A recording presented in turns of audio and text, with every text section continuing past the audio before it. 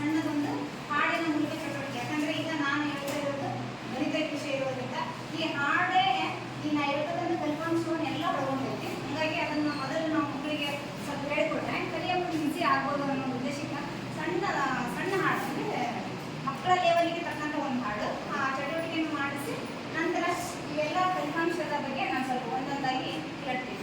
ಎಲ್ಲರೂ ಸ್ವಲ್ಪ ಚೆನ್ನಾಗಿ ಅಲ್ಲೇ ಕೂತ್ಕೊಂಡ್ರೆ